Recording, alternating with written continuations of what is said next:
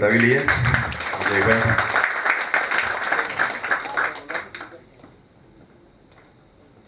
Good evening. Southern Gujarat chamber of commerce and ઇન્ડસ્ટ્રીના પ્રમુખ શ્રી હિમાંશુભાઈ બોડવાલા, ઉપપ્રમુખ Shri Rameshbhai Vagasiya, treasurer Shri Bhaveshbhai Gadiya, group chairman Shri Manishbhai Kapadia, adviser for foreign trade committee Shri Devkishan Manganiji અને આજના આપણા ગેસ્ટ ડૉક્ટર વિજયભાઈ ચોથાઈવાલે. આપણે સૌ એમનું સૌ પ્રથમ તો તાળીઓના ગડગડાટથી એમનું સ્વાગત કરીએ.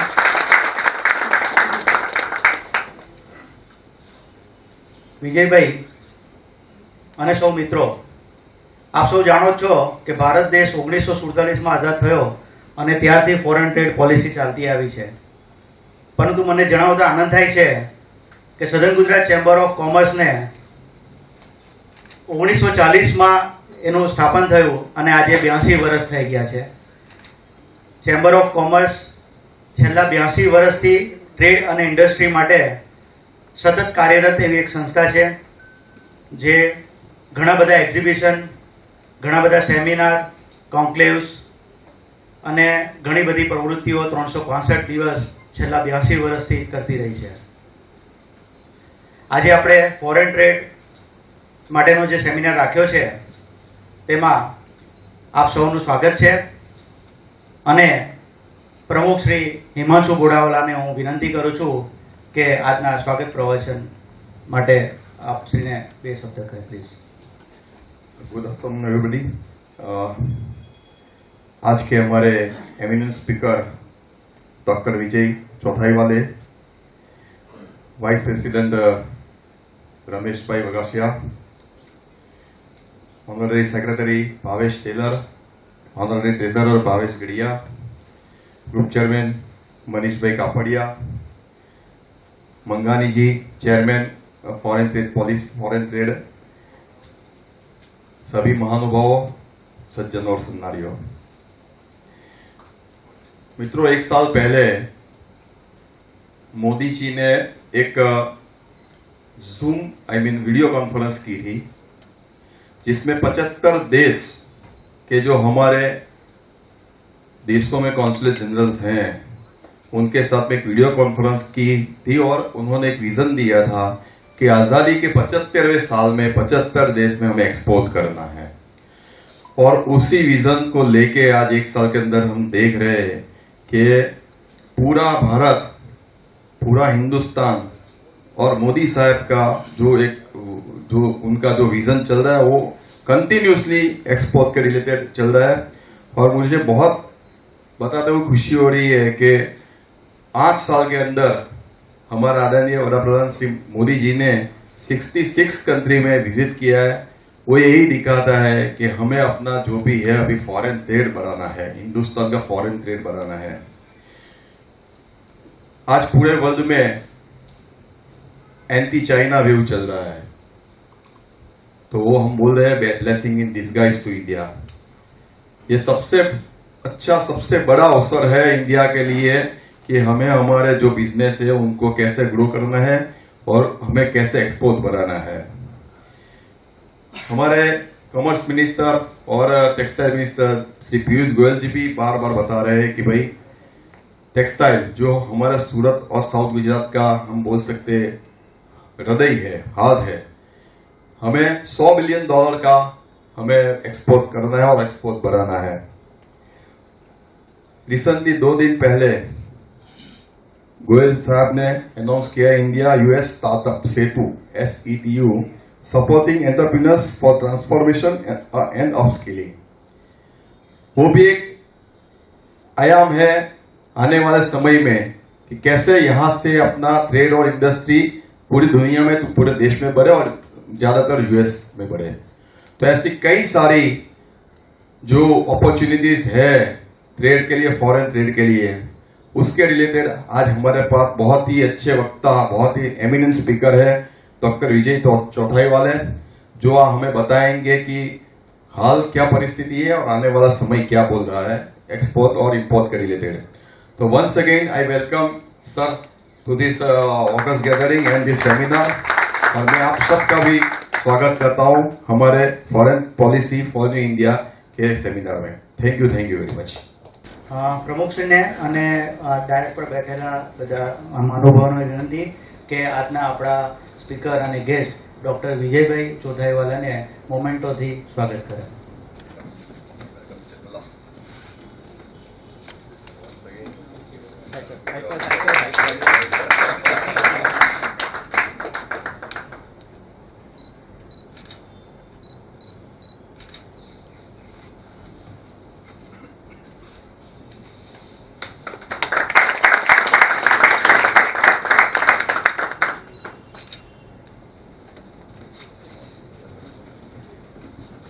હું આજના પ્રોગ્રામ વિશે જાણકારી આપવા માટે ચેમ્બરના ઓનરરી ટ્રેઝરર શ્રી ભાવેશભાઈ ગઢિયાને વિનંતી કરું છું. ભાવેશભાઈ, આજના કાર્યક્રમના કેન્દ્ર સ્થાને રહેલ અને આપણા મોંઘેરા મહેમાન એવા ડૉક્ટર વિજયભાઈ ચોથાઈવાલે, આદરણીય પ્રમુખ શ્રી હિમાંશુભાઈ, સૌ મંચસ્થ મહાનુભાવો અને આપ સૌ આમંત્રિત ડેલિગેટ્સ. મિત્રો, છેલ્લા પ્રમુખશ્રી એમની સ્પીચમાં જે વાત કરી કે ભારતની વિદેશ નીતિ કઈ રીતે આપણને સામાન્ય રીતે આપણા બધાના જીવનમાં લાગુ પડતી હોય છે.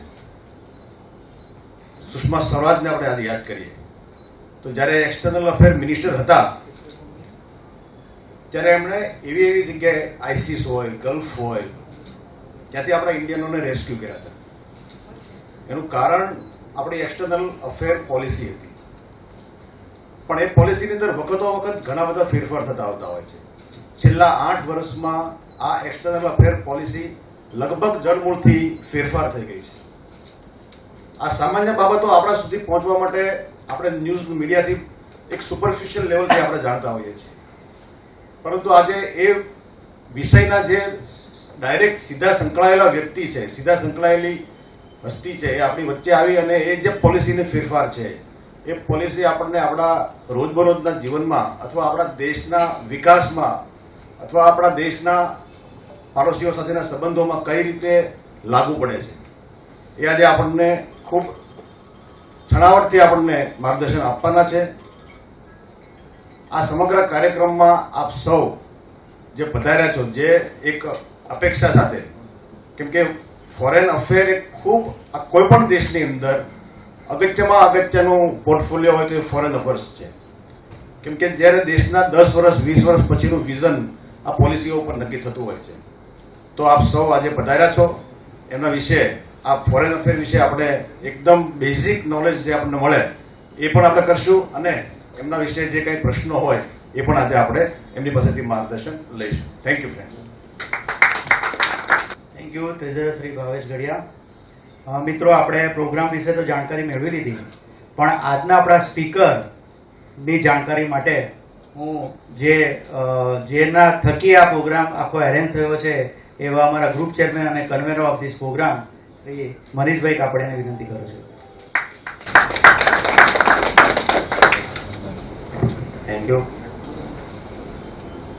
The Southern Gujarat Chamber of Commerce and Industry છેલ્લા 82 વર્ષથી દક્ષિણ ગુજરાતની ધરતી ઉપર ટ્રેડ અને ઇન્ડસ્ટ્રીના પ્રશ્નોને વાચા આપતી આ સંસ્થા, એમાં આજના ખાસ કાર્યક્રમ ફોરેન પોલિસી ફોર ન્યૂ ઇન્ડિયાના કાર્યક્રમમાં ઉપસ્થિત એવા ડૉક્ટર વિજય ચોથાઈવાલા, આપણા president Himanshubhai Ghodawala, vice president Rameshbhai Vagasiya, honorary treasurer Bhaveshbhai Tailor, honorary secretary honorary treasurer Bhaveshbhai Gadhiya અને ભાવેશ અને અમારા મિત્ર અને પોસ્ટાના માજી પ્રમુખ એવા દેવકિશનભાઈ મંગાણી અને આપ સૌ વિદેશ નીતિને ખાસ સાંભળવા માટે પધારેલા મારા મિત્રો. ડૉક્ટર વિજયભાઈ ચોથાઈવાલાનો પરિચય, હું ચોથાઈવાલે છે આમ, પણ હું વાલા કહું છું કારણ કે એ સુરતમાં ભણ્યા છે એટલે આપણે અહીંયા વાલા વધારે સુરતમાં જે રહે એ બધું મોટા ભાગે વાલા થઈ જાય. મોટા ભાગના અધિકારી આઈએસ આઈપીએસ જે રિટાયર્ડ થાય છે પછી સુરતમાં વસવાટ કરે છે. અને ડૉક્ટર વિજય ચોથાઈવાલે સાહેબ અહીંયા આપણી વીર નર્મદ સાઉથ ગુજરાત યુનિવર્સિટીના સ્ટુડન્ટ છે, એમણે બાયોસાયન્સમાંથી માસ્ટર કરેલું છે. વર્ષોથી તેઓ અમદાવાદની અંદર ટોરેન્ટ ફાર્મામાં 18 વર્ષથી તેઓ જોબ કરતા હતા. ત્યાં અત્યારે ભારતીય જનતા પાર્ટીનું જે નેશનલ લેવલ ઉપર ફોરેન અફેર્સનું ઇન્ચાર્જ, ફોરેન અફેર્સ લેવલનું જે ભારતું એના ઇન્ચાર્જ છે. અને સાથે સાથે તેઓ he also coordinate global interaction of Prime Minister Modi with Indian diaspora.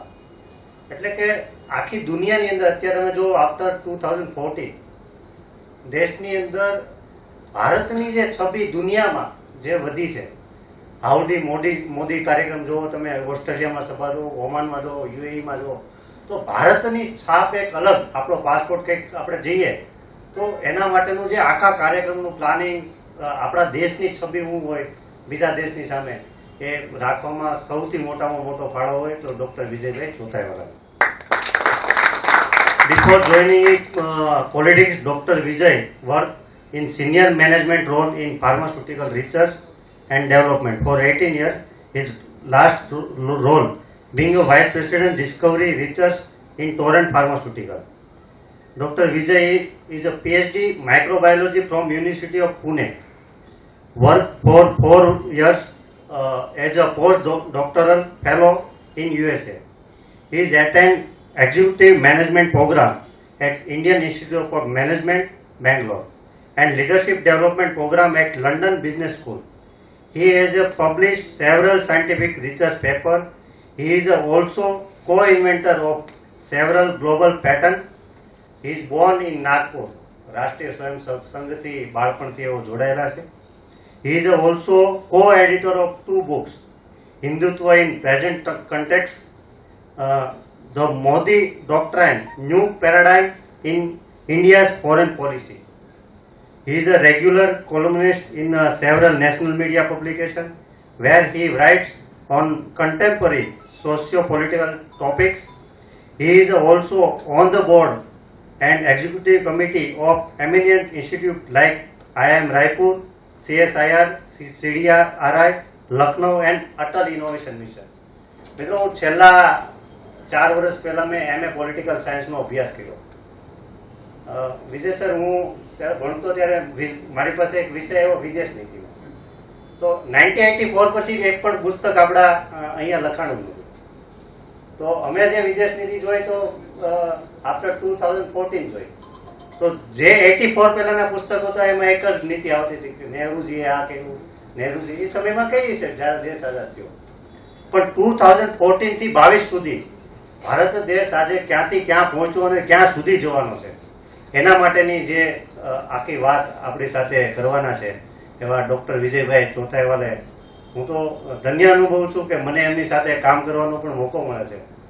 એમની પાસે ખૂબ નોલેજ છે અને સાથે સાથે આપણા જેટલા પણ વિદેશ નીતિના અલગ અલગ પેરાડાઇમ છે એમનો ખૂબ ઝીણવટભરો એમનો અભ્યાસ છે. આપણે ખૂબ એમને શાંતિથી સાંભળીશું. Thank you. नमस्कार. सर्वप्रथम सदन गुजरात चैम्बर ऑफ कॉमर्स और इंडस्ट्री का मैं बहुत बहुत धन्यवाद देता हूं कि मुझे इस प्रतिष्ठित मंच पे कुछ बातें करने के लिए मुझे प्रोत्साहित किया. आदरणीय श्री हिमांशु भाई, श्री भावेश भाई टेलर, भावेश भाई गड़िया, मेरे मित्र मनीष और रमेश भाई. मैं आपके नए ऑफिस में भी अभी जाकर आया. बहुत इम्प्रेसिव ऑफिस है और ऐसा शायद ही भारत में कहीं ऐसे चैम्बर का ऑफिस होगा. अभिनंदन. इतनी बड़ी इंस्टीट्यूशन आप सभी ने मिलकर खड़ी की है. मित्रों, कई बार ऐसा लगता है कि किसी देश की फॉरेन पॉलिसी उसके कैपिटल सिटी में ही मर्यादित रहती है. भारत में तो ये बहुत बड़ा एक विभ्रम है कि देश की फॉरेन पॉलिसी के बारे में जानना, समझना और उसके बारे में चर्चा करना ये केवल जो सूट टाई पहनते हैं और दिल्ली की कॉरिडोर में, पावर कॉरिडोर में घूमते हैं और अमेरिकन या ब्रिटिश एक्सेंट में अंग्रेजी बोलते हैं, उन तक ही सीमित है, उनको ही वो समझ में आती है, उन्होंने ही उसकी चर्चा करनी चाहिए। बाकी सामान्य लोगों ने ये समझ लेना चाहिए कि वो जो कर रहे हैं वो ठीक ही कर रहे होंगे। जैसे हम कभी सीरियस पेशेंट को डॉक्टर के पास ले जाते हैं, हमको भी पता नहीं चलता क्या हो रहा है, तो हमको डॉक्टर पे विश्वास रखना पड़ता है कि डॉक्टर जो कर रहा है वो ठीक ही कर रहा होगा। ऐसे ही फॉरेन पॉलिसी के बारे में भी कई ऐसी धारणाएं थी और अभी भी है। मैं ये मानता हूं कि प्रधानमंत्री मोदी जी का जो एक सबसे बड़ा कंट्रीब्यूशन भारत की विदेश नीति में रहा कि उन्होंने भारत की विदेश नीति को डेमोक्रेटाइज किया, उसका लोकशाहीकरण किया।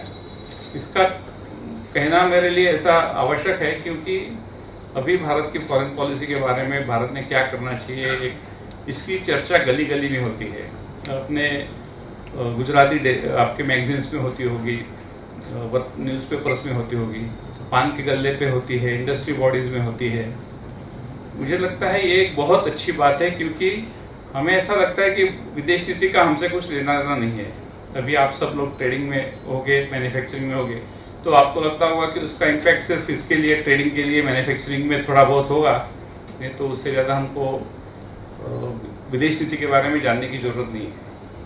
परंतु अभी ये सब डोमेस्टिक फॉरेन पॉलिसी और डोमेस्टिक पॉलिसीज और फॉरेन पॉलिसी ये इतनी एक दूसरे के साथ जुड़ गई है कि एक को आप दूसरा अलग नहीं कर सकते। इसलिए जिनको डोमेस्टिक पॉलिटिक्स में इंटरेस्ट है, डोमेस्टिक पॉलिसीज में इंटरेस्ट है, इकोनॉमिक पॉलिसीज में इंटरेस्ट है, उनको फॉरेन पॉलिसी की कुछ जानकारी रहना बहुत आवश्यक है। इसलिए मुझे लगता है कि प्रधानमंत्री मोदी जी ने जो पूरे विश्व में संचार कर 60 देशों का उन्होंने टूर किया, ऐसा अभी बताया गया, शायद वो संख्या एक्चुअल 66 है if I am not wrong. तो 66 देशों का प्रवास कर जो भारत की एक इमेज बनाई है पूरी दुनिया में, उसका लाभ हमको अपने रोजमर्रा की जिंदगी में प्रत्यक्ष रूप से अप्रत्यक्ष रूप में होता है। मैं आपको कुछ उदाहरणों के द्वारा, मुझे बहुत कोई स्ट्रेटेजिक बातें, बहुत हाई फंडा बातें करनी नहीं है, मैं उदाहरणों के द्वारा कुछ ये चीजें बताऊंगा कि मोदी जी ने 8 साल में क्या नया किया फॉरेन पॉलिसी में। क्योंकि पॉलिसी में क्या होता है कि आपको भी पता है कि policy is not an ideology. Ideology होती है वो चेंज होती नहीं है, लेकिन पॉलिसी चेंज करनी पड़ती है, चेंज होती है क्योंकि कभी कभी हमारी जरूरतें ऐसी होती है, कभी कभी बाहर की दुनिया चेंज ऐसी होती है कि उसके as a reaction to this हमें चेंज होना होता है। तो policy is a flexible document. ये आपको भी पता है, 5 साल पहले जो टेक्सटाइल पॉलिसी होगी वो आज शायद नहीं होगी और 5 साल के बाद शायद कुछ और होगा। तो फॉरेन पॉलिसी का भी यही एक प्रिंसिपल है कि वो you need to be flexible enough because there are circumstances are changing all the time. मैं आपको एक एग्जांपल से शुरुआत करूंगा जो अभी आप सभी को पता ही है कि रशिया और यूक्रेन का वॉर चल रहा है। और रशिया यूक्रेन के वॉर में जो एक रशिया के पास जो मिलिट्री पावर है उससे भी ज्यादा प्रभावी, ज्यादा जो एक उनके पास पोटेंट वेपन है वो है उनके पास जो नेचुरल गैस और ऑयल है। और हमको लगता है ऑयल सिर्फ गर्म में मिलता है, बट रशिया का जो टोटल स्टॉक है वो कुछ मात्रा में गल्फ से ज्यादा होगा। उनका प्रोडक्शन कम है, गल्फ से इतना ही है। तो करीब करीब 70% ऑफ रशियन गैस, जर्मनी का 70% gas supply is from Russia. इतना उसका इफेक्ट है। और कई सारे यूरोपियन कंट्रीज में डायरेक्ट पाइपलाइन से रशिया का नेचुरल गैस जाता है। अभी जब ये वॉर शुरू हुई तो रशिया पर कई सारी सैंक्शंस लगाए गए, कई सारी पाबंदियां लगाई गई। उसमें एक ऐसा था कि आप रशिया से पेट्रोल मत खरीदिए, परंतु अमेरिका और यूरोप ने ये बड़ी चालाकी किया। उन्होंने कहा कि आप पेट्रोल डीजल मत खरीदिए, यानी ऑयल मत खरीदिए। गैस के बारे में उन्होंने कहा नहीं, क्योंकि यूरोपियन कंट्री खुद बहुत ज्यादा गैस खरीदती है। तो और भारत पे भी ऐसा बहुत प्रेशर डाला गया कि आप भी इस पॉलिसी को एडॉप्ट कीजिए और आप भी रशिया से ऑयल लेना बंद कीजिए। परंतु हम डट कर खड़े रहे और हमने कहा, भारत ने कहा कि हम हमारे इंटरेस्ट में जो है, हमारे नेशनल इंटरेस्ट में जो है वैसा ही हम करेंगे। इसलिए अगर हमको रशिया से सस्ता ऑयल मिल रहा है तो हम उसे खरीदेंगे। और ये भूमिका शुरुआत में बहुत क्रिटिसिज्म हुआ भारत के ऊपर कि ये रशिया को सपोर्ट कर रहा है वगैरह वगैरह, परंतु हमने कहा कि ये बात बिल्कुल स्पष्ट है कि अगर हम ये बंद कर देते हैं तो हमारे यहाँ पेट्रोल की कीमत 140 रुपये 150 रुपये लीटर तक बढ़ने की संभावना है कि जो हमारा सामान्य आदमी नहीं बेयर कर पाएगा। फाइनली हम ये विस्टैंड किया। आपने शायद डॉक्टर जयशंकर जी का वो एक वीडियो कई लोगों ने देखा होगा कि यूरोप में उनको बहुत एक एग्रेसिवली पूछा गया कि आप ये क्यों नहीं फॉलो करते, तो उन्होंने कहा कि मैं जितना गैस एक महीने में खरीदता हूँ उतना गैस तो यूरोप आज दोपहर को 1 घंटे में खरीदी होगी। तो ये जो हिपोक्रेसी थी ये भी हमने उजागर की, और उसके कारण आज जो पेट्रोल की कीमत बढ़ी है परंतु इतनी भी बड़ी नहीं है 140 रुपये 150 रुपये तक। इसका कारण ये है कि हम जमीन पर डटे रहे और हमने कहा कि हम हमारे नेशनल इंटरेस्ट में जो होगा वही हम फॉरेन पॉलिसी करेंगे। ये एक एग्जाम्पल मैं इसलिए दे रहा हूं कि भारत आज एक असर्टिव कंट्री, एक खुद पे आत्मविश्वास रखने वाला सेल्फ कॉन्फिडेंट कंट्री और राष्ट्र के हित के बारे में चिंता करने वाला, और उसके लिए आवश्यक है तो कॉम्प्रोमाइज करे, आवश्यक है तो डटकर खड़ा रहे, लेकिन नेशनल इंटरेस्ट है सुप्रीम इंटरेस्ट। ये एक प्रिंसिपल के आधार पर आज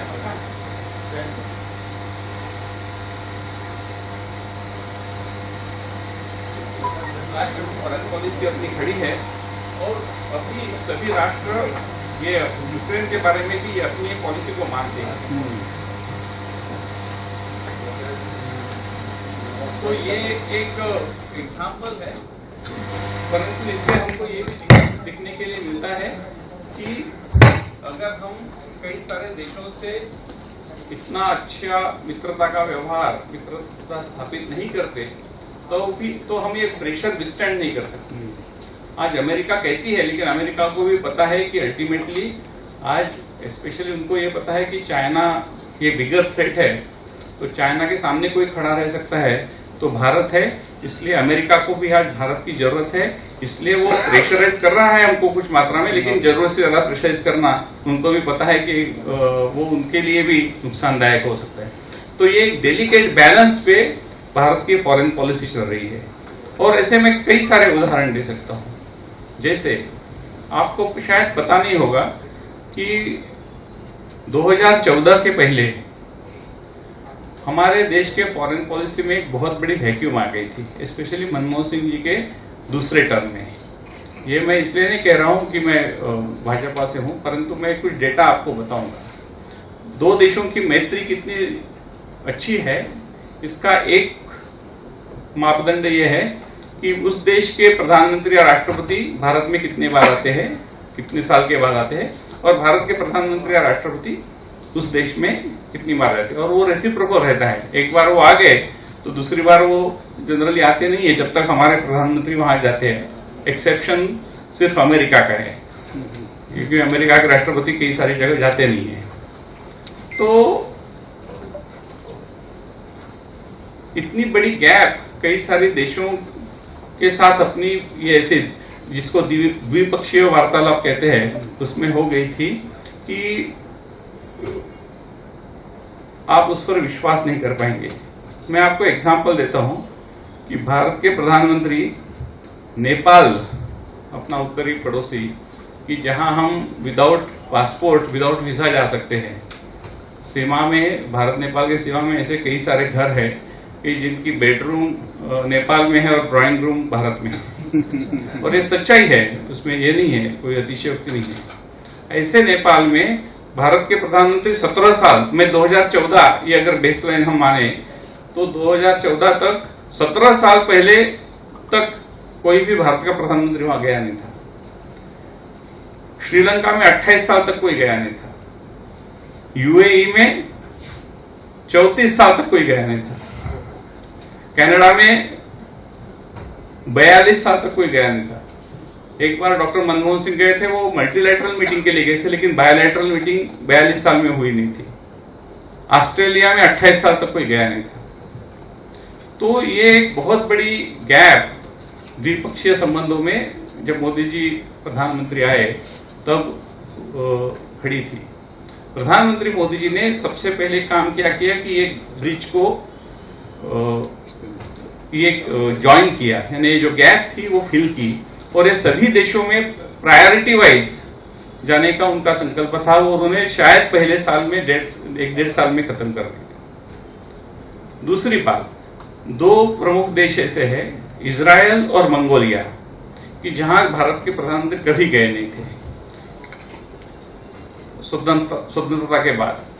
इसमें इजराइल का एग्जाम्पल इसलिए ज्यादा महत्वपूर्ण है क्योंकि इजराइल के साथ अपना डिप्लोमेटिक रिलेशंस करीब 50 साल पहले स्थापित हुआ था। इजराइल ने अपना मिशन भारत में खोलना और भारत ने इजराइल में मिशन खोलने के भी 25 साल खत्म हो गए थे। पहले इजराइल प्राइम मिनिस्टर जो भारत में विजिट की, उनका नाम था एरियल शेरॉन।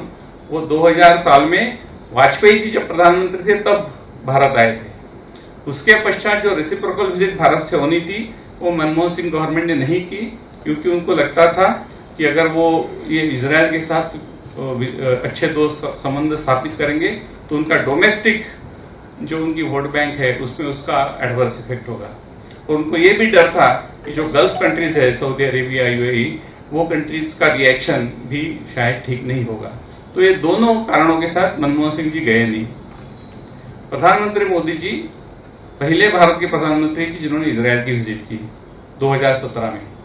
उनका बहुत बड़ा स्वागत हुआ वहां, कई सारे नए एग्रीमेंट्स साइन किए गए। तो ये एक बैरियर तोड़ने के पहले लेकिन प्रधानमंत्री मोदी जी ने एक और बात की कि 2014 और 17 के बीच में जो अपने इंपॉर्टेंट गल्फ फ्रेंड्स है, सऊदी अरेबिया, यूएई, कतार, ये सभी देशों का प्रवास पहले किया, उनके साथ अच्छे संबंध स्थापन किया। तो ट्रेडिशनल अलाइंस जो है, ट्रेडिशनल फ्रेंड्स है, उनके साथ दोस्ती स्थापन करने के बाद नए दोस्त जोड़ना। Don't make new friends at the cost of old friends, ये एक प्रिंसिपल में ध्यान में रखते हैं। आज अपने यूएई, सऊदी अरेबिया के साथ भी बहुत अच्छे संबंध है और इजराइल के साथ भी बहुत अच्छे संबंध है। और इतना ही नहीं, अभी तो आगे जाके अभी इजराइल और यूएई के बीच में भी संबंध, उन्होंने भी अभी एक दूसरे के देशों में डिप्लोमेटिक रिलेशन सेटअप किए हैं। तो अभी एक नया अलायंस अनाउंस हुआ है, उसका नाम है I2U2, means India, Israel, US and UAE. तो 10 साल पहले ऐसी कल्पना भी नहीं की जा सकती थी कि ये 4 देश एक प्लेटफॉर्म पे इकट्ठा आएंगे। तो आप सबने क्वाड का नाम शायद सुना होगा, वो तो एक नेचुरल अलाइज है कि इंडिया, अमेरिका, ऑस्ट्रेलिया और जापान, ये तो 4 वैसे ही मित्र राष्ट्र है। परंतु 5 साल पहले जो एक दूसरे के साथ दुश्मन राष्ट्र थे, यूएई और इजराइल, वो भारत और अमेरिका के साथ एक प्लेटफॉर्म पे आए। ये भी एक भारत के लिए बहुत बड़ी अचीवमेंट है। तो कहने का तात्पर्य यह है कि भारत आज it is a country in demand by all major powers of the world. आपने अभी G20 में देखा होगा कि कैसे प्रेसिडेंट बाइडेन पीछे से आके मोदी जी को हाथ थपथपाते हैं। ये केवल ऑप्टिक्स नहीं है। मुझे लगता है 2018 में अर्जेंटीना में G20 मीटिंग हुई थी कि जिसमें भारत भी था। तो वहां 2 ट्राइपार्टाइट मीटिंग हुई, 3 देशों के 2 ग्रुप में मीटिंग हुई। एक मीटिंग थी भारत, अमेरिका और जापान, तो ये बहुत ही नेचुरल है, हम तीनों दोस्त हैं। दूसरी मीटिंग थी रशिया, चाइना और तीसरा देश था भारत। तो कहने का क्या है कि ये जो दोनों पावर ब्लॉक्स इमर्ज हो रहे हैं, दोनों को ये अभी लगता है कि भारत के कम से कम हमारे साथ नहीं रहे तो कम से कम हमारे विरोधी खेमे में तो नहीं जाना चाहिए। ये एक मुझे लगता है भारत की एक बहुत बड़ी उपलब्धि पिछले 7 साल में है। ये जो एक स्ट्रेटेजिक फ्लेक्सिबिलिटी हमने रखी है, उसी के कारण आज हम कई सारे निर्णय, कठोर निर्णय ले पाए हैं। जैसा ट्रेड में आप सब लोग जानते हैं, 2 साल पहले आरसेप जो एक east Asian countries, China, Australia से लेके कुछ 22-23 देशों का एक मल्टीलैटरल ट्रेड एग्रीमेंट होने वाला था। भारत उसमें निगोशिएशंस में था, आखिरी दिन तक था। बैंकॉक में उसके फाइनल निगोशिएशंस हो रहे थे, प्रधानमंत्री स्वयं वहां थे, और आखिरी दिन भारत ने निर्णय लिया कि हम इसमें साइन नहीं करेंगे। भारत के ऊपर बहुत क्रिटिसिज्म हुआ, परंतु उस टाइम हमने हमारे देशों के हितों की रक्षा की। भारत को ऐसा लगा, प्रधानमंत्री जी को ऐसा लगा कि अगर हम आरसेप पे साइन करेंगे तो 2 बहुत बड़े खतरे हमारे पास ट्रेड के लिए हैं। एक तो चाइना का सस्ता माल, डुप्लीकेट माल भारत में अनिर्बंधित, अनरिस्ट्रिक्टेड आएगा, और दूसरी बात ऐसी थी कि न्यूजीलैंड और ऑस्ट्रेलिया जो कोई मेजर डेयरी प्रोड्यूसर्स है, डेयरी प्रोडक्ट प्रोड्यूसर्स है, उनका माल भी यहाँ बहुत बड़ी मात्रा में आएगा, कि जिससे हमारे डेयरी फार्मर्स को बहुत बड़ा नुकसान होगा। लेकिन ये करके हमने छोड़ा नहीं। हमने जो हमारे मित्र राष्ट्र है उनके साथ बायलैटरल ट्रेड ट्रीटी करना शुरू किया, और ऑस्ट्रेलिया के साथ ऑलमोस्ट फ्रेमवर्क एग्रीमेंट साइन हो गया है और उसका डिटेल्ड ट्रेड एग्रीमेंट हो रहा है। यूके के साथ एक बड़ी ट्रेड ट्रीटी की बात चल रही है, यूरोपियन यूनियन के साथ चल रही है। तो हमने we are choosing the agreements as per our requirement and not thinking of going, जैसे हम भी करते हैं ना कि कभी कभी हम मॉल में जाके शॉपिंग करते हैं, लेकिन कभी कभी अपने एक छोटे से दुकान में जो कोई स्पेशल चीज बेचता है उसके पास जाके शॉपिंग करते हैं। तो ये ऐसा ही व्यवहार है, हर बार कोई मॉल में जाने की जरूरत नहीं है। हम जहां चाहिए, जहां हमको अच्छी वस्तु हमारे फायदे से मिलती है, वहां से हम खरीदेंगे। ये एक बहुत ही जिसको अंग्रेजी में न्यूआंस्ड अप्रोच बोलते हैं, ऐसा न्यूआंस्ड अप्रोच अब भारत ने केवल ट्रेड के लिए भी नहीं, कई सारे विषयों पे रखा है, और इसी के कारण आज कोई भारत को इग्नोर नहीं कर सकता। मैं आपको और कई सारे ऐसे एग्जाम्पल दे सकता हूं। जैसे अभी तो ऑयल की स्थिति बहुत बदल गई है। एक जमाने में हम ऑयल यानी गल्फ पे डिपेंडेंट थे, परंतु जब ऑयल थोड़ा सस्ता था और प्रेसिडेंट ट्रंप ने वहां डोमेस्टिक मैन्युफैक्चरिंग के लिए, ऑयल एक्सप्लोरेशन के लिए परमिशन दी थी, जिसको फ्रैकिंग बोलते थे, फ्रैकिंग द्वारा, तो उस समय हम करीब करीब 10-12% ऑयल अमेरिका से भी खरीदते थे। तो इसका मतलब ये नहीं कि हम सऊदी अरेबिया और यूएई के साथ कोई दुश्मनी बोलना चाहते, लेकिन उसी समय भी वही था कि जहां से हमको अच्छा माल, सस्ता माल मिल रहा है, वहां से हम खरीदेंगे, क्वालिटी को कॉम्प्रोमाइज करते हुए। तो ये एक इंडिया सेंट्रिक अप्रोच है।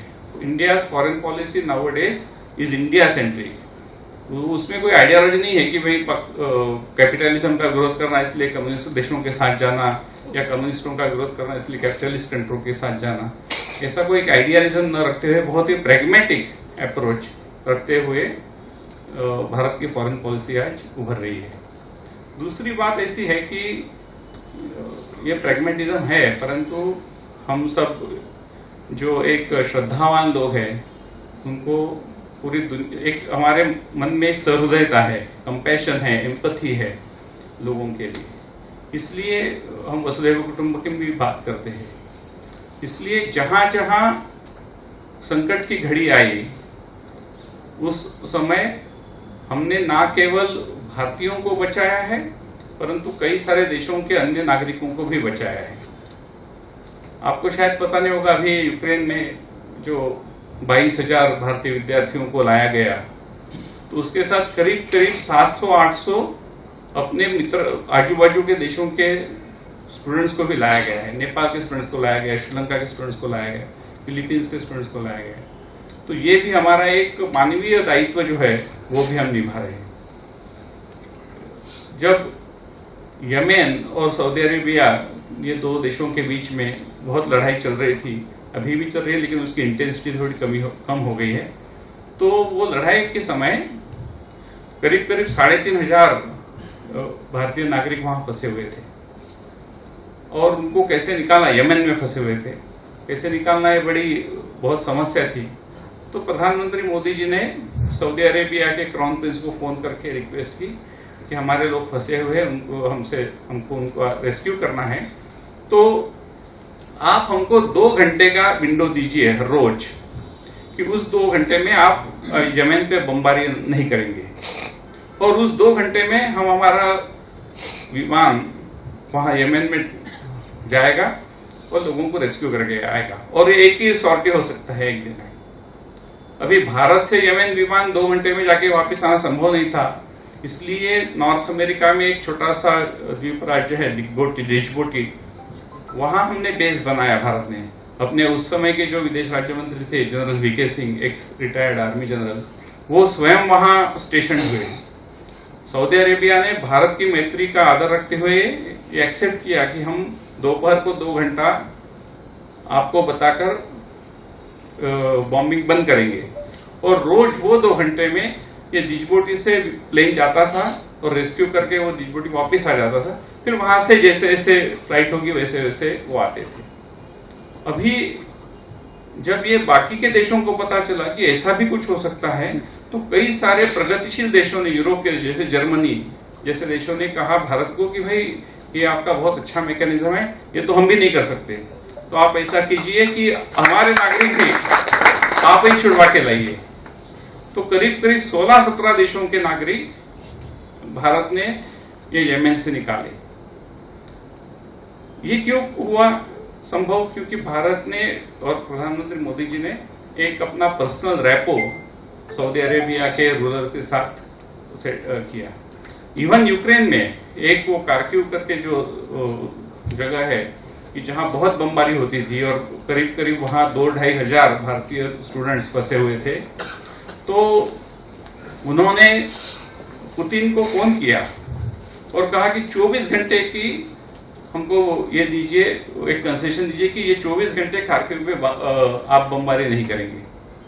वो पुतिन ने माना ये, और उस 24 घंटे में वो सब 4,000 स्टूडेंट्स को सेफ जगह लिया गया और वहां से फिर वो पोलैंड की बॉर्डर क्रॉस करके भारत आ गए। तो मोदी जी की जो एक पर्सनल केमिस्ट्री है दुनिया के कई सारे राष्ट्र प्रमुखों के साथ, ये भी एक नया डायमेंशन इंडिया के फॉरेन पॉलिसी में, और उसके कारण अभी तक हमने 8 मेजर ऑपरेशंस किए हैं, रेस्क्यू ऑपरेशंस किए हैं। मैंने 2 का एग्जांपल दिया। जिस तरह आप सबको मालूम है कि ऑपरेशन वंदे भारत जब कोविड आया था, तो कहां कहां से हमने लोगों को लाया है, इसका एक डॉक्यूमेंट्री फिल्म नेटफ्लिक्स सीरीज बन सकती है। लिटरली 50-60 1 लाख 1.25 लाख लोगों तक हमने अलग अलग जगह से भारतीय लोगों को लाया है। तो ऐसे कई सारे उदाहरण है। मैं रेस्क्यू ऑपरेशन की बात करूंगा तो वो बहुत लंबा हो जाएगा, लेकिन मैं एग्जांपल दे रहा हूं। आज तीसरी बात जो सबसे बड़ी है कि हमने पहले ऐसा मान लिया था कि भाई कोई भी आए हमको 1-2 थप्पड़ मार दिए चले जाए, हम तो शांति के पुजारी हैं, तो हम कुछ रिएक्शन नहीं करेंगे, रिएक्शन नहीं देंगे। तो ये हमारी शांति का एक भूमिका, ये हमारा वीकनेस हो गया है। इसके कई कारण थे, कई सारे राजनीतिक कारण थे, इसमें भी वोट बैंक पॉलिटिक्स था। ये मैं इसलिए कह रहा हूं कि 2009 में प्रधानमंत्री डॉक्टर मनमोहन सिंह और पाकिस्तान के प्रधानमंत्री यूसुफ रजा गिलानी ये इजिप्ट के एक रिसोर्ट पे मिले, और उन्होंने एक, जनरली आपको पता होगा कि वो दोनों राष्ट्र प्रमुख मिलने के बाद एक प्रेस नोट जारी करते हैं, प्रेस स्टेटमेंट जारी करते हैं कि वो उसमें क्या हुआ, इसकी बहुत वेगली बातें करते हैं। एक्चुअली डिटेल कोई देता नहीं है, परंतु वेगली पता चलता है कि इसमें क्या बातें हुई। तो वो जो प्रेस स्टेटमेंट हुआ उसमें मनमोहन सिंह जी ने ये मान लिया पाकिस्तान के साथ कि भाई आप टेररिस्ट हमले करते रहे भारत पर, लेकिन हम आपको एक दूसरे के साथ बात करनी चाहिए। अभी तक भारत की पॉलिसी ऐसी थी कि जब तक टेररिज्म चल रहा है, पाक स्पॉन्सर्ड टेररिज्म चल रहा है, तब तक हम पाकिस्तान के साथ कोई सब्सटेंटिव बात नहीं करेंगे। परंतु मैं आपको ये वो स्टेटमेंट पढ़ के दिखा रहा हूं। उन्होंने लिखा कि both prime ministers recognised that dialogue is the only way forward action on terrorism should not be linked with the composite dialogue. That mean dialogue भी चालू रहे और टेररिज्म भी चालू रहे। ये स्थिति से आके जब आपको देखा होगा 2018 में जब ये पठानकोट पे हमला हुआ, उरी पर हमला हुआ, तो हमने रिएक्शन में सर्जिकल स्ट्राइक किया, एयर स्ट्राइक किया, वहां के जो टेररिस्ट कैंप थे उनको उखाड़ दिया। तो ये जो एक अपना डरावना एक कंस्ट्रेंट था कि खुद के ऊपर आत्मविश्वास नहीं है, इसलिए हम नहीं करने में कुछ रिएक्शन नहीं देना यही अच्छा है। ये जो एक अपना जिसको एक अंग्रेजी में उन्होंने एक अच्छी टर्म कॉइन की थी, स्ट्रेटेजिक कंस्ट्रेंट, लेकिन वो स्ट्रेटेजिक कंस्ट्रेंट नहीं था, ये इमोशनल कंस्ट्रेंट था, साइकोलॉजिकल कंस्ट्रेंट था। तो लेकिन प्रधानमंत्री मोदी जी ने ये स्ट्रेटेजिक कंस्ट्रेंट ओवरकम करके ये दुनिया को दिखा दिया कि अगर हम पर कुछ हल्ला होता है तो हम भी उसका उसी मात्रा में अटैक करेंगे।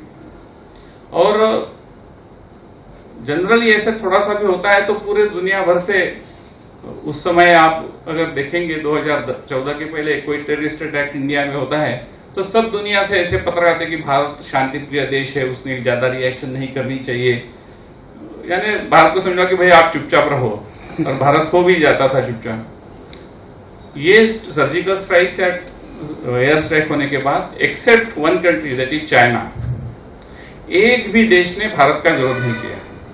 सभी ने कहा कि जो भी सेल्फ डिफेंस के लिए करना आवश्यक है वो भारत ने किया है, और उन्होंने सपोर्ट भी नहीं दिया, लेकिन ये कहा कि it is India's right to react. तो उन्होंने कम से कम ये तो माना। ये एक बहुत बड़ा जो बदलाव आया, उसमें भी प्रधानमंत्री मोदी जी की जो विदेश नीति है उसका एक बहुत बड़ा कंट्रीब्यूशन है, ऐसा मैं मानता हूं। दो छोटी और बातें करके मैं समाप्त करूंगा। भारत एक प्राचीन देश है और इसलिए भारत की जो सभ्यता है वो हजारों सालों से दुनिया भर में फैली हुई है। 100 देशों से ज्यादा ऐसे देश है कि जहां भारत की प्राचीन सभ्यता के कुछ ना कुछ एग्जाम्पल्स आपको मिलेंगे। और ये एक सभ्यता का जो अपना रिलेशनशिप है ईस्ट एशियन कंट्रीज में, नॉर्थ इवन चाइना, रशिया तक। रशिया में भी बहुत सारा बुद्धिज्म है, हमको पता नहीं है, लेकिन कई सारे वहाँ बुद्धिस्ट मॉन्क्स है, उनकी साधना चलती है। और वो कम्युनिस्टों ने भी, जब कम्युनिस्ट राष्ट्र था यूएसएसआर में, तब भी वो चल रही थी। चाइना तो एक एंशियंट कंट्री, और कन्फ्यूशियस से लेके कई सारे विद्वान अपने यहाँ भारत में आए हैं चाइना से। भारत से भी कई बुद्धिज्म का प्रभाव वहां से, भारत से ही वहां गया है। तो ये जो एक सिविलाइजेशनल कनेक्ट भारत और उन देशों में था, उसको हमने कभी फॉरेन पॉलिसी का अंग नहीं माना, और वो प्रधानमंत्री मोदी जी ने शुरू की। जब वो चाइना पहली बार गए एज अ प्राइम मिनिस्टर, तो उनको पता चला कि वहां कुछ बुद्धिस्ट रिलिक्स है कि जो गुजरात से उनके जन्मगांव विसनगर के बाजू में से गए हैं। तो वहां जाके उन्होंने वो रिलिक्स देखे।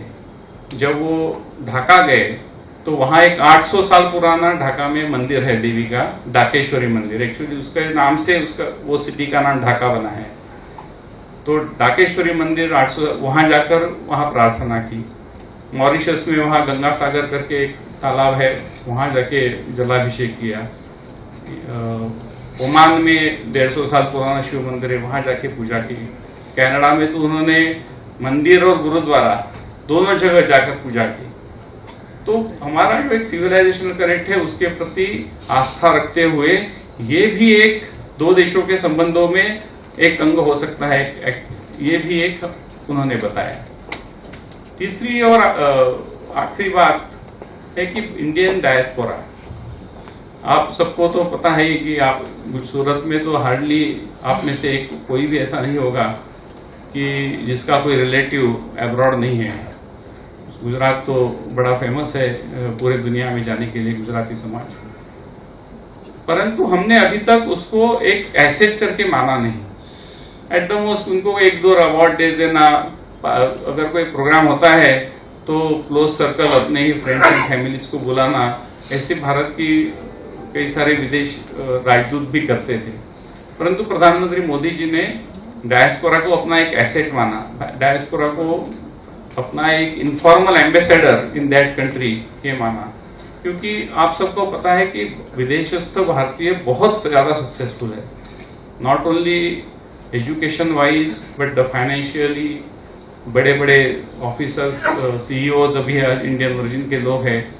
अमेरिका एक ही स्टैटिस्टिक्स में दूं तो अमेरिकन का जो एवरेज इनकम है उससे अमेरिका में रहने वाले भारतीयों का एवरेज इनकम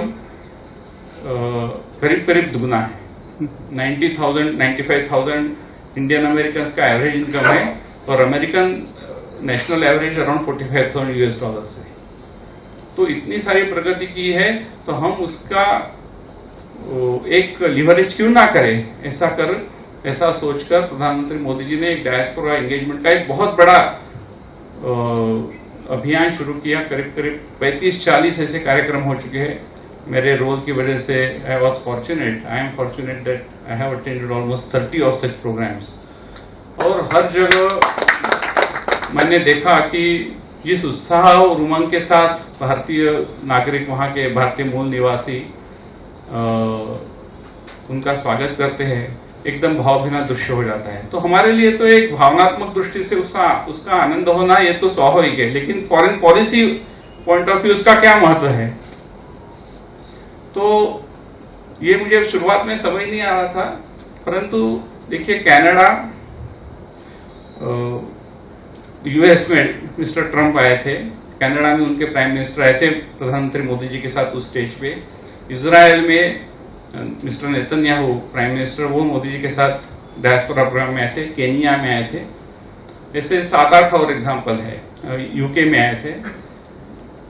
स्वीडन, डेनमार्क जैसे छोटे कंट्रीज के भी प्राइम मिनिस्टर ऐसे कार्यक्रम में आए थे। तो ये डायस्पोरा प्रोग्राम की वजह से हुआ ऐसा है कि वहां के पॉलिटिशियंस को, वहां के नेताओं को भारतीय समुदाय के महत्व, उनका इंपॉर्टेंस, उनका कंट्रीब्यूशन, उसकी एक नई पहचान हुई है। और वो लोग भारत के ये समुदाय को एक पॉलिटिकल फोर्स भी मान रहे हैं।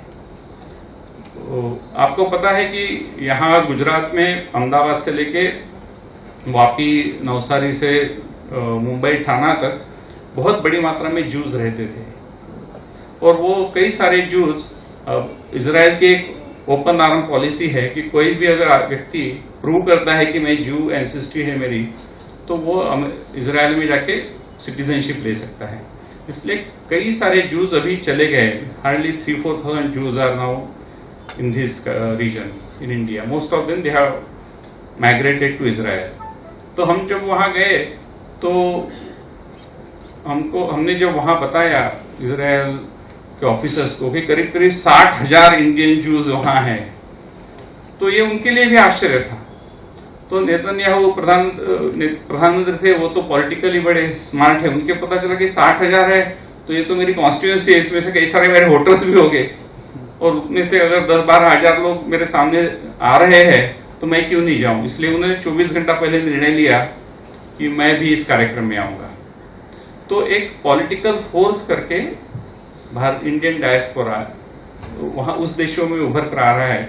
ये भी एक बहुत बड़ी उपलब्धि है ये सब डायस्पोरा प्रोग्राम की, ऐसा मैं मानता हूं। सो मित्रों, मैं कहना ये चाह रहा हूं कि भविष्य में क्या होगा ये कोई कह नहीं सकता, और फॉरेन पॉलिसी में तो कोई नहीं कह सकता। 1 साल पहले हमको कहाँ पता था रशिया और यूक्रेन का वॉर होने वाली है और पेट्रोल 100 रुपए तक जाएगा।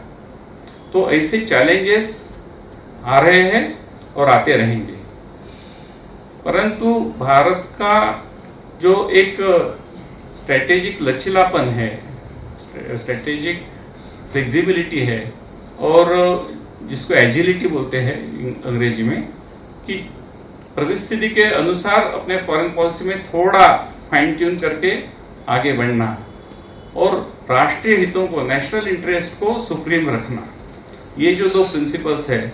आपने 2 दिन पहले ही डॉक्टर जयशंकर जी का कार्यक्रम अहमदाबाद में हुआ था, उसका एक वीडियो बहुत वायरल हो रहा है, आपने वो देखा होगा। उस कार्यक्रम में मैं भी था।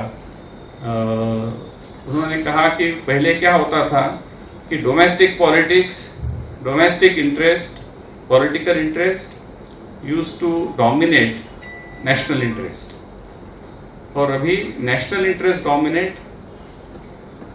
Political parties it's own interest. ये एक सबसे बड़ा बदलाव प्रधानमंत्री मोदी जी ने विदेश नीति में लाया है, और इसलिए आगे भी जो चैलेंजेस आएंगे उसके लिए उसको फेस करने के लिए we are much better prepared now. We have many more allies to work with us, many more friends globally to work with us, और जितने सारे मल्टीलैटरल फोरम में हम जा रहे हैं, अभी हम इतना सारा हो रहा है, हम क्वाड में गए, लेकिन हम रशिया और चाइना के साथ ब्रिक्स में भी है, वो SCO है, शंघाई कोऑपरेशन ऑर्गेनाइजेशन, उसमें भी रशिया और चाइना है, लेकिन उसके लिए भी शायद प्रधानमंत्री अगले हफ्ते अजरबैजान जाने वाले हैं। तो हमने ये सोचा है कि हम हमारे टर्म्स पे, हमारे इंटरेस्ट पे दूसरे देशों के साथ बात करेंगे, मैत्री रखेंगे, किसी के दबाव में आकर नहीं करेंगे।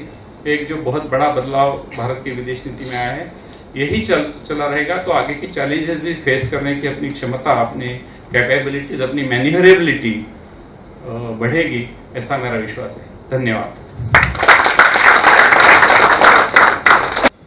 थैंक यू डॉक्टर विजय चौथाईवाले जी।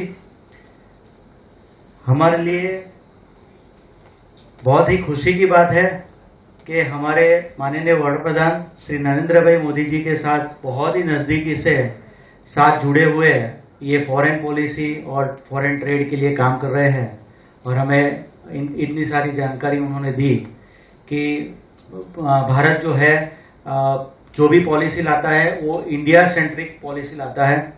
2014 से पहले बहुत सारी बड़ी बड़ी कंट्रीज में कोई भी प्रतिनिधि या कोई भी बड़ा प्रधान नहीं गए, जैसे कनाडा है या ऑस्ट्रेलिया, इतनी सारी बहुत सारी कंट्रीज में नहीं गए।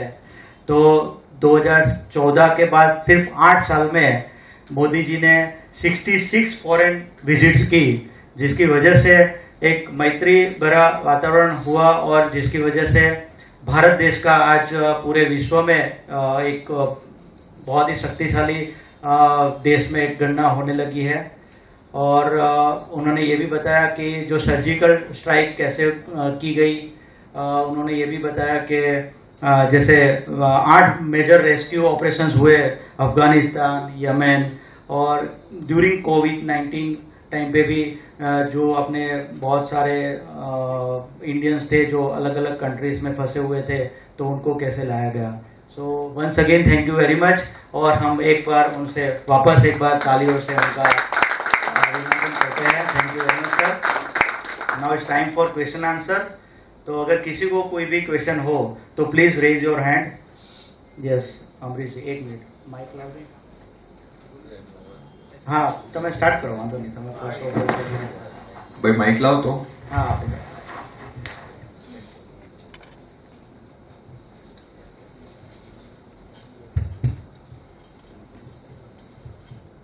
Thank you, sir, for your nice speech and thoughts. एक बात मन में ये हमेशा आ रही है कि आगे वाजपेयी जी भी पाकिस्तान गए थे मैत्री का हाथ लेकर के, मोदी जी भी एक दिन जाके आए थे, दो it was a personal meeting. पर भारत एक सौजन्यशील कंट्री होने की वजह से हर पड़ोसी से अच्छे संबंध चाहता है। वाजपेयी जी ने तो यहाँ तक कहा था कि we can change our friend but we can change our neighbours, ये भी बहुत बढ़िया बात कही थी। पर being a journalist, I was in journalism for 45 years and now a student of political science. तो एक प्रश्न हमेशा उठता है कि हम तो हमेशा चाहते हैं कि सबसे अच्छे संबंध हो, खासकर पड़ोसियों से, चाहे मैं और आपके घर के आजू बाजू और मोदी जी पूरे इंडिया के आजू बाजू देखते हैं। पर despite all our sincerities and well wish, ये रोज नौटंकी होती है। जैसे अभी वेरी रिसेंटली जब श्रीलंका में तकलीफ हुई, अनरेस्ट जो हुआ पॉलिटिकल और पूरे, तो हिंदुस्तान की ओर देखते थे सब कि इंडिया से क्या मदद मिले, और वेरी शॉर्टली चाइना ने अपना जो स्पाई शिप भेजा, उनको वहाँ उतरने की इजाज़त देगी। इनिशियली प्रेशर में आकर नहीं किया, तो ऐसे अक्सर होता है, जब चाहे मालदीव हो या पाकिस्तान हो या भूटान हो, अफगानिस्तान हो या म्यांमार हो। म्यांमार में तो यहाँ तक है कि we support a dictator and we ignore democratic people. China, ये सब बार बार होता है। तो what is the permanent solution as far as the policy is concern for India? Thank you. देखिए, फॉरेन पॉलिसी में कुछ भी चीज़ परमानेंट नहीं होती, इसलिए उसका सॉल्यूशन भी परमानेंट नहीं होता है। कई बार हमको टेक्निकली कुछ चीज़ें करनी पड़ती है शॉर्ट टर्म गेन्स के लिए या शॉर्ट टर्म लॉसेस कम करने के लिए। आपके बिजनेस में भी ये होता है, हर बार आप आगे के 10 साल में यही करेंगे ऐसा तो हम कर नहीं सकते। कभी कभी 2 साल के बाद आपको बिजनेस स्ट्रेटेजी चेंज करनी पड़ती है, मार्केटिंग स्ट्रेटेजी चेंज करनी पड़ती है। तो नेबरहुड के आपने कई सारे एग्जाम्पल दिए, वो बराबर भी है। पाकिस्तान को छोड़कर, पाकिस्तान एक अलग विषय है, नेपाल, श्रीलंका, बांग्लादेश, इन देशों में इंडिया और चाइना का एक पावर प्ले चल रहा है।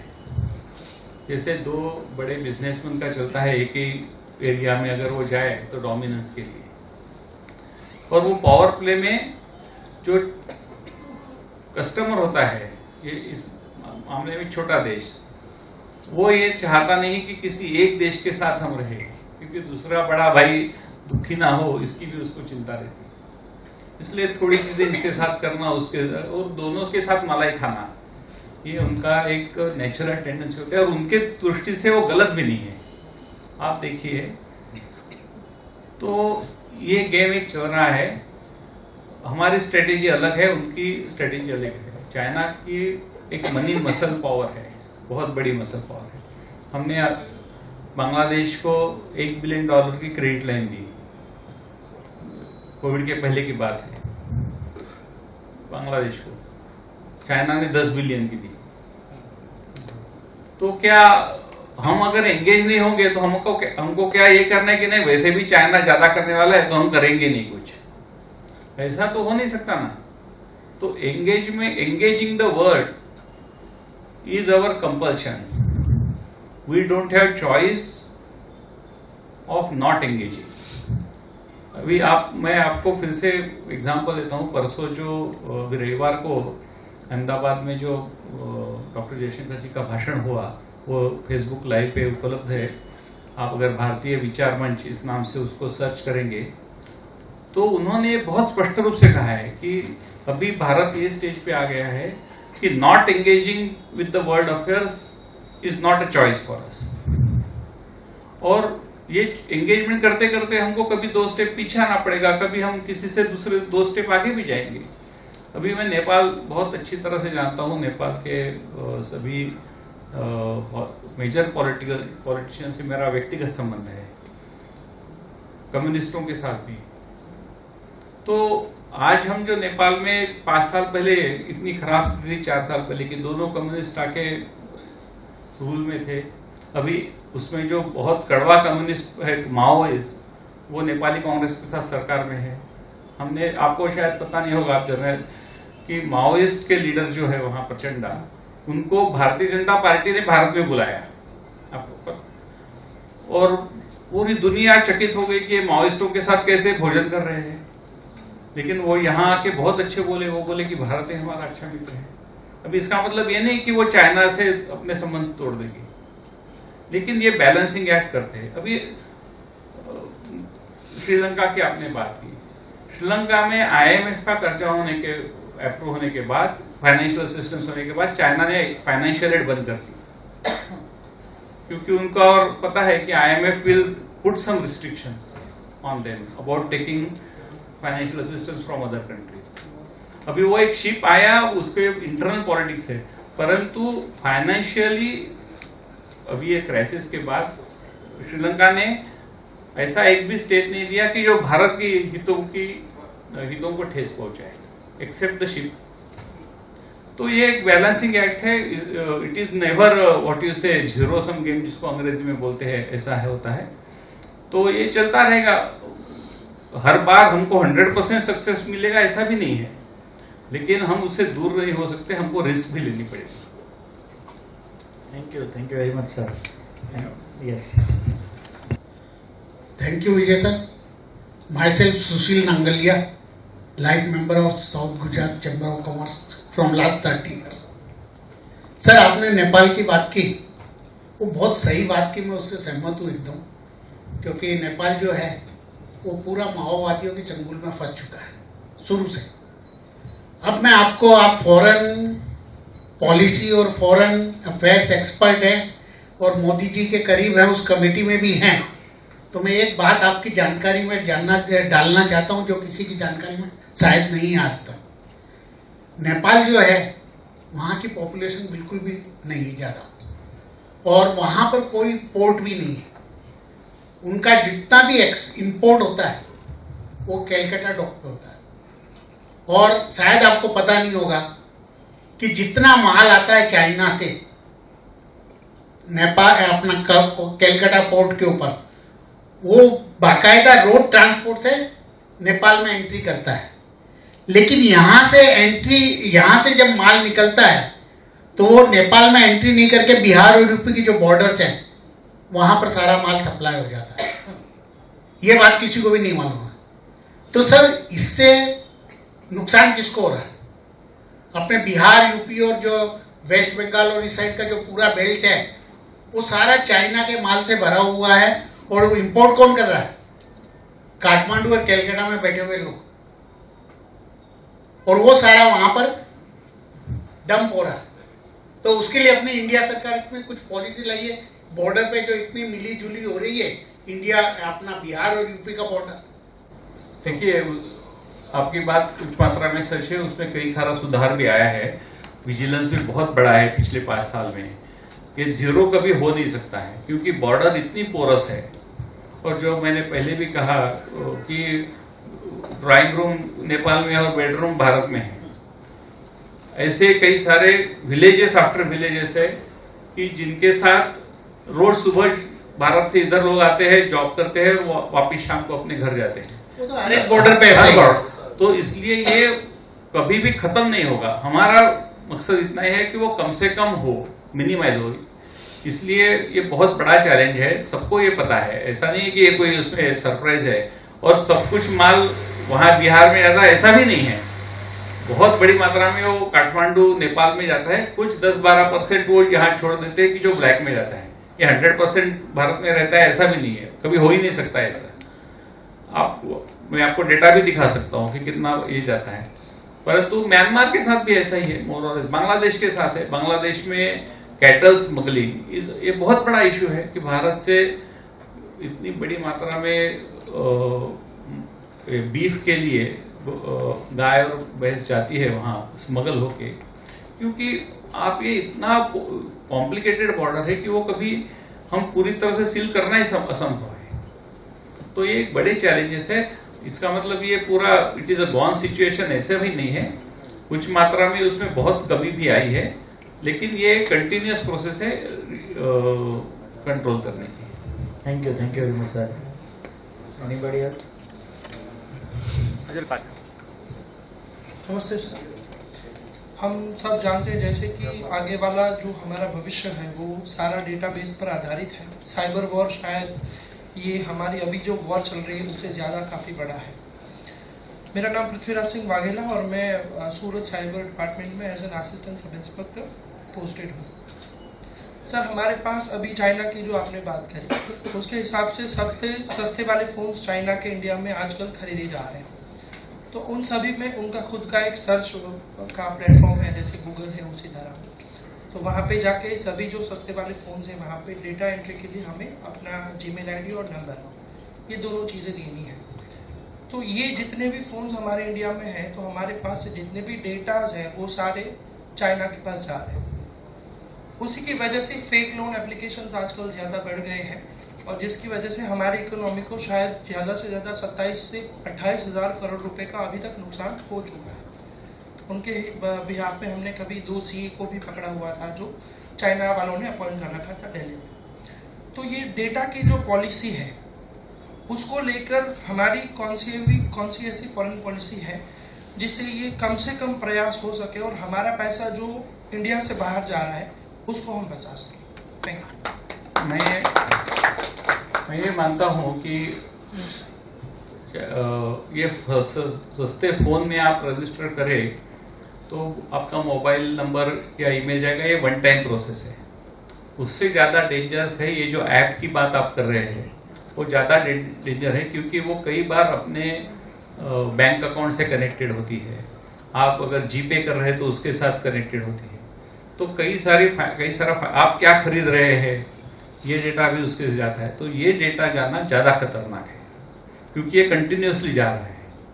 और अभी जो एक फ्रॉड लोन स्कैम शुरू हो गया है, ऐप बेस्ड लोन्स, जिसमें दिन का 1% ऐसे इंटरेस्ट पे माइक्रो लोन्स दिए जाते हैं गरीब लोगों को, 500 रुपया, 1000 रुपया। और फिर वो गरीब आदमी, वो ऐप से होता है, आप प्रेस कर दीजिए तो आपका अकाउंट नंबर पे वो 500 रुपये जमा हो जाएगा। तो दूसरे दिन से वो 500 रुपये पे हर दिन 1% का इंटरेस्ट रेट चालू हो जाएगा। इतना भयंकर हो रहा है। और फिर वो पैसा वापस नहीं कर सकता है तो उनके गुंडे आके, ये पुराने जमाने में जो पठान करते थे वैसे ही अभी हो रहा है, साइबर पठान आ रहे हैं। और इसका सब ट्रेस किया जाता है तो ये सब चाइनीज ऐप से लिंक्ड है। ऑपरेटर्स इंडियंस है लेकिन उसका ओरिजिन चाइनीज है। अभी आपने शायद 4-5 दिन पहले अगर आप न्यूज देखेंगे तो करीब करीब ऐसे 32 करोड़ या ऐसा कुछ अमाउंट इंडियन पुलिस ने कैप्चर किया है। तो ये जो नॉर्म्स है, कभी कभी अपने प्राइवेसी नॉर्म्स है, डेटा प्राइवेसी या केवाईसी नॉर्म्स, उसमें भी हर कोई फाइनेंशियल इंस्टीट्यूट उसका 100% कंप्लायंट कर रहा है, ऐसा नहीं है। और बड़ी जो इंस्टीट्यूट्स है वो तो कर रहे हैं, लेकिन ये छोटे छोटे जो आजकल बुटीक निकले हैं वो केवाईसी के बगैर डेटा सप्लाई करना वगैरह ये जो बातें कर रही है, तो एक बहुत बड़ा सिस्टमिक चैलेंज है, ये मैं मानता हूँ। Indian government is trying it's best. परंतु जो तीसरा लेवल का एक और सोफिस्टिकेटेड चैलेंज है वो है 5G नेटवर्क का। और 5G नेटवर्क में 5 साल पहले ऐसी स्थिति हुई थी कि चाइना के सिवा कोई किसी भी देश के पास वो 5G नेटवर्क के जो गियर्स होते हैं वो नहीं थे, नेटवर्क गियर्स, और उनके ऑलमोस्ट हुआवे की मोनोपोली थी। Australia was the first country to understand this and they banned Chinese Huawei equipment from their 5G network. और फिर धीरे धीरे बाकी देशों ने भी शुरू किया, भारत ने भी शुरू किया। इसलिए कुछ मात्रा में हम बचे हैं, परंतु कई सारे अफ्रीकन कंट्रीज ऐसे अभी भी है कि जो चाइना के नेटवर्क इक्विपमेंट्स उनके 5G या 4G के लिए यूज कर रहे हैं। और ये भी एक बहुत बड़ा चैलेंज दुनिया के सामने हो सकता है as far as data security is concern. But I accept that this is a challenge and government is definitely working. आपको भी पता ही होगा, आप पुलिस में है। बट ये ऐसा है कि ये कंटिन्यूस चैलेंज है। हम एक सोल्यूशन लाएंगे, उसके ऊपर वो दूसरा कुछ करके फिर उसके ऊपर सोल्यूशन लाना पड़ेगा, तो it's a continuous battle. Thank you very much. Next તમે આગળ હવે છેલ્લા 2 ક્વેશ્ચન લઈને આપણે સમાપ્ત કરીએ। सर फॉरेन पॉलिसी है, પાસે રાખો। हाँ, तो उसमें जो सिटीजनशिप का जो कानून है वो भी फॉरेन पॉलिसी में ही आता है, आई थिंक सो। नहीं, अच्छा, वो होम मिनिस्ट्री में आता है। फिर भी वो related to foreign policy I think so. Citizenship, अच्छा ड्यूअल सिटीजनशिप की बात कर रहे हैं? नहीं, मैं ये बता रहा हूँ कि सीए का कानून जो निकाला कि भाई जो हमारे हिंदू और जो पता है, हाँ। वो सब जो सताए गए वो इधर आए हैं और उसको सिटीजन देना, तो वो कानून बना, लेकिन कितने को सिटीजनशिप दिया वो अभी तक कुछ डिक्लेयर नहीं हुआ। मैंने आरटीआई करके पूछा था, लेकिन वो अवॉइड कर लिया उन्होंने जवाब देना। और मैंने सब देखा तो इंडियन सिटीजनशिप लेना बहुत कठिन है। हमारे नॉर्म्स, अमेरिका की सिटीजन हमारे लोग को लेना है तो कई नॉर्म्स इजी है, मिल जाती है, लेकिन इंडियन सिटीजन लेना है तो वो जो कोई मैरिड होके आता है तो भी नहीं मिलती है उनको। 7 साल रहना और इतने कठिन है कि जो हमारे लोग हैं तो वो नहीं मिल रही है। तो उसके लिए हमारे देश की पॉलिसी बराबर क्या हो सकता है, क्या होना चाहिए? ये विदेश विभाग से संबंध नहीं, फिर भी मैं आपको बताता हूँ। आप 2 इश्यूज मिक्स कर रहे हैं। सीए ये अलग विषय है और विदेशी नागरिक को इंडियन सिटीजनशिप मिलना ये एक दूसरा विषय है। इसलिए मेरा पॉइंट ये है कि नहीं नहीं, मुझे आप अभी सुन लीजिए। हाँ, आप सुन लीजिए, आप सुन मेरे। हाँ, तो ये आपकी बात बराबर है कि 7 साल लगते हैं, ये भारत का नियम है और ये एक जरूरी नियम है, क्योंकि हमारी सिटीजनशिप पॉलिसी अमेरिका जैसी लिबरल हो नहीं सकती। अमेरिका में कितने साल लगते हैं सिटीजनशिप होने के लिए, आपको पता है कितने लगते हैं? अब 15-15, 20-20 साल तो ग्रीन कार्ड नहीं मिलता है, उसके बाद सिटीजनशिप। नहीं, वो that is right, but marriage करता है तो उसको मिल जाती है। नहीं मिलता है। आप मुझे दिखाइए कि आप आज नहीं, वहाँ का सिटीजन है और वो यहाँ के किसी के मैरिज करता है तो मिल जाता है तुरंत। नहीं मिलता है, तुरंत नहीं मिलता है, कोई भी कंट्री देगी नहीं। और वो सिटीजन है नहीं। अच्छा चलिए, वो आप छोड़ दीजिए। नहीं नहीं, ધીરજભાઈ તમારે ઇલોબરેટ ચર્ચા કરો તો મીટિંગ પછી કરજો।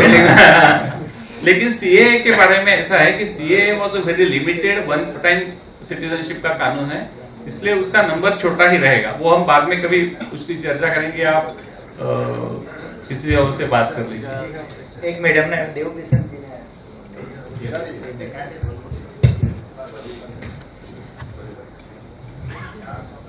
नमस्कार सर, इनकी बात को थोड़ा मैं एक्सटेंड कर रहा हूँ। जो कलकत्ता से पोर्ट से माल जाता है, हम व्यापारी हैं, पहले व्यापार का दिमाग पहले दौड़ाते हैं हम लोग। सर जितना भी पोर्ट पे माल आता है अगर नेपाल का, तो आजकल तो इतना डिजिटल सीलिंग सिस्टम आ चुका है, बहुत मॉडर्नाइज। जो भी पोर्ट पे अगर उतरता है तो उसको इस तरीके का डिजिटल सीलिंग कर दिया जाए, उसमें एड्रेस भी होती है कि ये काठमांडू में कहाँ जाएगा। अगर रास्ते में कहीं भी ब्रेक होता है, जिस नाके से इंडिया से बाहर जाएगा, तो उसकी शील्ड और ये सब कुछ परफेक्ट है, तो मैं समझता हूँ वो किसी हालत में रास्ते पे नहीं खुल सकता। तो इस तरह की अगर आप सजेशंस दें गवर्नमेंट को, अगर वायदे खुली हुए सील हो तो आप जब्त कर सकते हैं, क्योंकि आप उनको कल एक रूट दे रहे हैं, गुड्स अंदर डालने की कोई परमिशन उनको नहीं है। मेरा सजेशन है आप आगे रखना, क्योंकि बराबर है, आपका थियरी बहुत अच्छी है। प्रैक्टिकल ऐसा है कि इंडिया भारत जाने के लिए कम से कम 500 रूट्स है। मैं 500 या अंडर एस्टिमेट कर रहा हूँ। छोटी गलियां और रास्ते छोड़ दे तो 2-4 हजार रूट्स हो गए। सर जहाँ से एक मिनट, जहाँ से ट्रोला वो निकलता है कंटेनर के साथ, उससे तो रूट ले ही सकते हैं। नहीं होता है, आप जाके देखिए एक बार। बिहार और यूपी का इतना लंबा आप एक बार वहाँ जाके देखिए, फिर पता चलेगा। और मैं डिजिटल सीलिंग की बात कर ये रहा तो हूँ, ये बात बराबर है आप जो कह रहे हैं, लेकिन प्रैक्टिस में बहुत मुश्किल है। मंगानी साहब, आपने जो बताया ना कि वहाँ से माल काठमांडू जाता है, काठमांडू भी कम से कम भी 24 घंटे का रास्ता है अंदर जाने के बाद, नेपाल में आने के बाद में। और मैं जो बात कर रहा हूँ ना कि वहाँ से जो ट्रकों में माल निकलता है भर करके, कंटेनर की बात नहीं कर रहा हूँ, जो ट्रकों में भर करके माल निकलता है, वो बिहार यूपी का इतना बड़ा बॉर्डर है कि वहाँ पर पहुँच करके वहाँ पर बॉर्डर के ऊपर खाली होती है। अभी चलिए वो बात में, हाँ वापस चलिए, वहाँ पर खाली होता है। चलो सर, ये थोड़ा इंटरनल और फॉरेन पॉलिसी से रिलेटेड है कि अपने नेबरिंग कंट्री से जिस तरीके से घुसपैठ बढ़ती जा रही है, और अपन अपने आप को इतना सक्षम मानते भी हैं भारत के लोग, या भारत की हर चीज इतनी सक्षम है, तो सब ये बिल्कुल कम हो ही नहीं रहा है। इससे हमारे व्यापारी भी प्रभावित हैं, जो मैक्सिमम अपन के रुपए, टेम्पो, ट्रांसपोर्टेशन वगैरह अपने यहाँ गुजरात में तो भी नहीं ये सीन दिखता है। आप दिल्ली चले जाइए या इस बॉर्डर्स पे जाइए तो घुसपैठ बिल्कुल भी बंद नहीं हो रही है, क्योंकि उसका एक ताजा मेरे को तब एहसास हुआ, अपने जो बच्चे लोग यंगस्टर हैं, अपने जो सामाजिक संगठन हैं, वो लोग बिल्डिंग टू बिल्डिंग पे आ रहे थे कि भाई आपके यहाँ कोई 18 साल का हो गया, न्यू भारत बनाना है, नए वोटर बनाने हैं। तो मैंने उनको बोला, जो बूंद एक एक आप लोग घड़ा भर रहे हो, क्योंकि वोटर्स बढ़ाना, अपनी पसंद की सरकार चुनना लोकतंत्र का एक हिस्सा है, तब मैंने कहा आप ऐसे घड़े में वो भर रहे हो जिसका नल खुला हुआ है। बोला ऐसे कैसे हो सकता है, कौन सा नल? मैंने कहा जितनी तुम वोटर बना रहे हो उससे ज्यादा हमारे यहाँ घुसपैठ हो रही है। ये एग्जैजरेशन है, इतना बहुत कुछ नहीं हो रहा है, भर रही है ऐसे।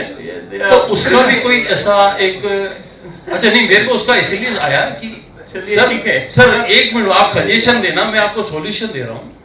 सर ये लोग आइडेंटिफाई हो जाते हैं, शुरू में जो भी बाहर से आते हैं वो आइडेंटिफाई हो जाते हैं, वो आपको ऑन टीवी पे भी बोल देते हैं कि मैं यहाँ से आया, मैं यहाँ से आया।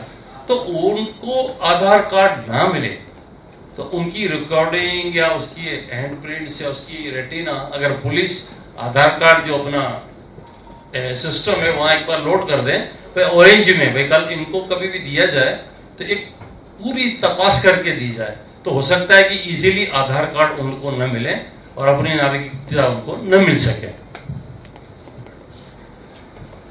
ठीक। सर जी कहिए।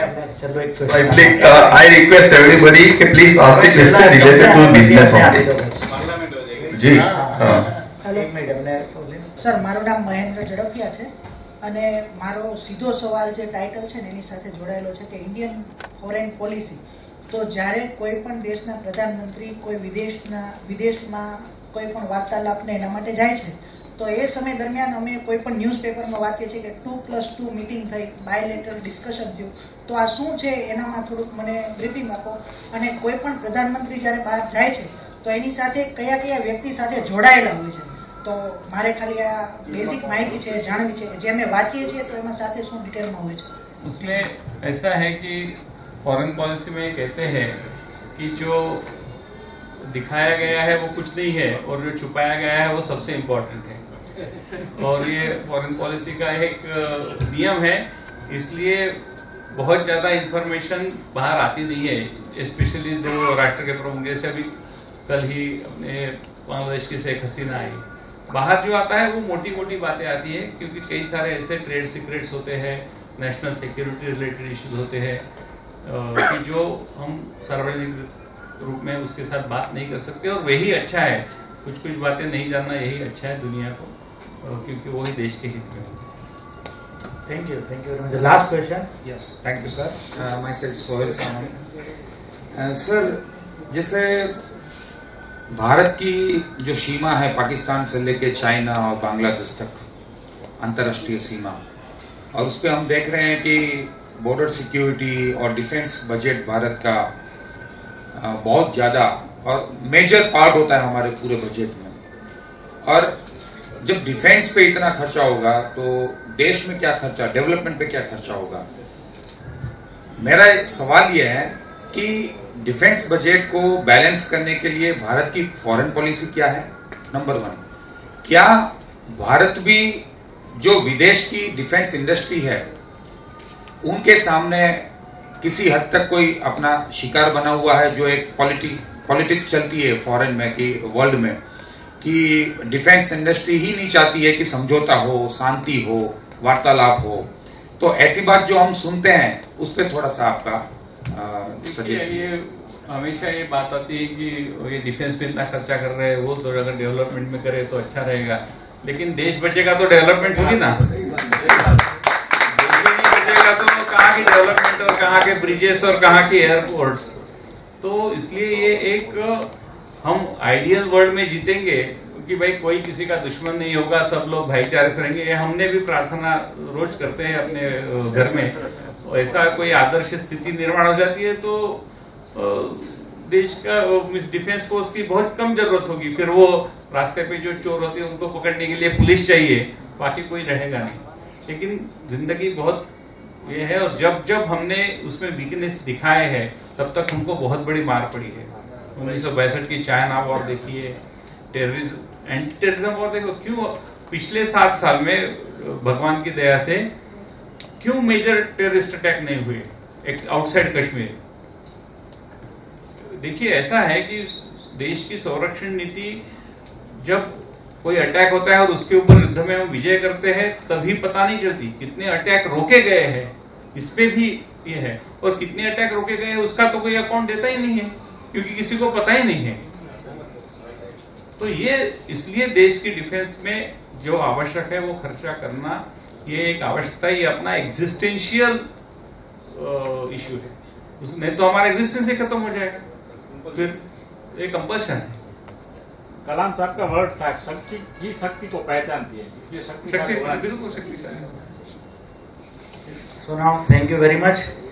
મિત્રો ખાલી છેલ્લી 2 મિનિટ આપણી સાથે વિજયભાઈ ચોથાઈવાલે દિલ્હીથી પોતાનો આટલો કિંમતી સમય કાઢીને આવ્યા છે અને આપ સૌ પણ આપનો કિંમતી સમય કાઢીને આવ્યો છે. તો આ પ્રસંગે આપના વાઇસ પ્રેસિડેન્ટ શ્રી રમેશભાઈ વઘાસિયાને હું વિનંતી કરીશ કે આભાર વ્યક્ત કરે. विजय जी अपना वैल्यूएबल टाइम निकाल के हमारे बीच आए और अपने थॉट्स, अपना नॉलेज और उनका जो इन्वॉल्वमेंट है वो हमारे साथ शेयर किया. इसके लिए चैम्बर और सब पूरा बिजनेस एंड इंडस्ट्री आपका आभारी है, आभारी रहेगा. पहले समय ऐसा था कि लोग फॉरेन पॉलिसी में इंटरेस्ट नहीं रखते थे, बातें नहीं करते, लेकिन आज तक पान के गले पे भी ये चर्चा हो रही है, होती है, घर में भी होती है. जब मीटिंगों में बैठते तो अच्छा है कि लोग अवेयर हो रहे हैं. पाकिस्तान के कुछ स्टूडेंट्स यूक्रेन से पाकिस्तान आए, तब पाकिस्तान वालों के पत्रकारों ने पूछा कि आप भारत का झंडा लेकर के क्यों आए, पाकिस्तान का होना चाहिए आपके पास, आपने पाकिस्तान का अपमान किया. तो स्टूडेंट्स ने बोला कि वो भारत का झंडा था इसलिए हम जिंदा इधर तक पहुंचे. That is the great achievement of the impact of the national flag what we are having, and that is based on policy, foreign policy of India, and that credit goes to Modi and entire every person of India. Thank you very much all.